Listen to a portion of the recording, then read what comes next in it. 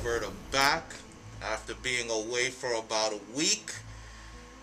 My PVR had some issues, so I had to send it away, and it's back.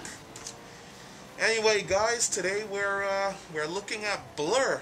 Yeah, I know. Despite the fact that it's made by the devil known as Activision, despite the fact that Bobby Kotick has his hands all over this, I have to say, Blur is actually a great game.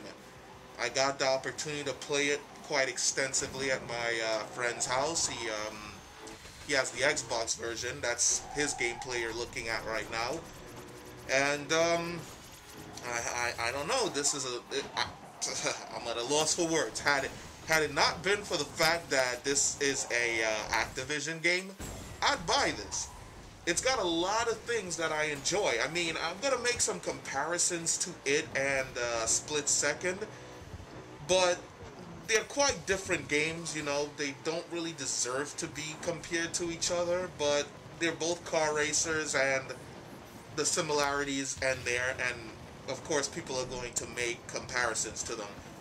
I'm one of those people. First of all, the graphics in this game, very stylish, very stylish. It almost rivals Split Second's graphics.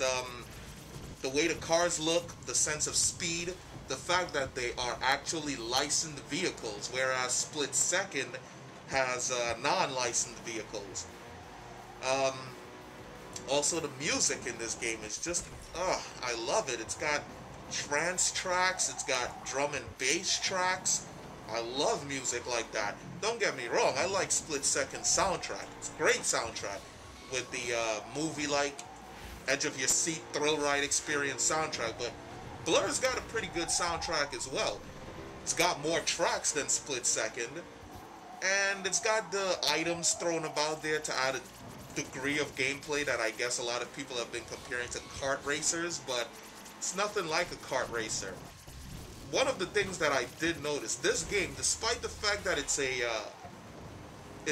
an arcade game, the controls aren't very arcade-like. They have a degree of kind of a simulator-like experiences. The cars they feel heavy, they slide a lot more. It's gonna test your racing ability in this game. Split Second's got more of a loose, despite the fact that the cars hug the track. It's got a bit of a more loose feel than Split Second does. Split Second's car kind of hugged the track a bit. This rivals Split Second in track number. I mean, this thing has, from what I was told by my boy, 30 tracks, whereas Split Second, I believe, has 12. The online component in this game, up to 20 cars, 20 different human characters simultaneously racing. Split Second, 8. So, you know, things get real hectic in Blur.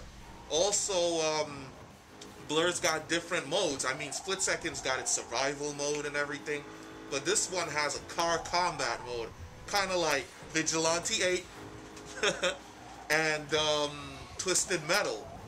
It's not as in-depth as those games are, because let's be honest, it's not a car combat game, but it has those elements thrown about in there. And it's you and 20 other characters all on screen simultaneously, going at each other, throwing weapons at each other, crashing into each other, bashing each other. It's fun. It's a really fun thrill ride of an experience.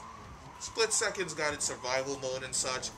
Also its elimination mode, which, when it comes down to it, is still racing. The fact that this has a car combat mode thrown in there, it really adds a greater degree of gameplay to it.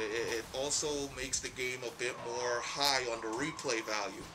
Also, there's a ranking system, I guess kind of like Modern Warfare, where you can rank up and you get XP, so you can unlock new weapons. This, you have experience points, so you can unlock new vehicles, new armor types. You know, it's just a ton of different things, and you can supposedly prestige in it. So, you know, when you've gotten to the max rank, you can, I guess, start all over with, I really have don't have too much of an idea of what happens when you prestige, but the fact that that's in there, again, adds a greater degree of gameplay to the overall experience. Makes the game, the replay value, like I said, it takes it up a notch. And like I said, comparisons are going to be drawn between the both of these games, but in my personal opinion, you get something different from each game. They're both great games, a lot of fun, controls are great. Split Second doesn't have real cars, Blur does. Blur doesn't have the environments falling all around you that create another degree of gameplay that you've never seen in racing. Blur doesn't have that. Split Second offers it. Split Second comes from Activision, so if you can stomach those guys, you know. Whereas Split Second, Blur is from Activision, Split Second's from Disney. And who doesn't love Disney? I mean, come on, it's Mickey Mouse, baby. Mickey Mouse. And on top of that, I mean, you're pretty much dealing with the same elements. It's a car racing game. How much more complex can it get? My personal opinion is get both if you want. They're both on the Xbox. They're both on the PlayStation 3. They're both great racing games, and they're both fun to play. So this is just a little bit of my video impressions of Blur. It's a game, like I said, I would purchase had it not been published by Activision, but because it is, I'm gonna kind of skip on this one. I'll play it at my friend's house and I'll leave it at that. Otherwise, great game, great game. I really like the graphics in this. It's sleek, it's tight, it's stylish, the sound is great, the controls are great, and it's an overall great packaged experience. Plus they put out the beta, so if you guys had a chance to play the beta, it's beautiful. Go ahead, press play. That's it for my video. Thanks you guys for watching. Peace.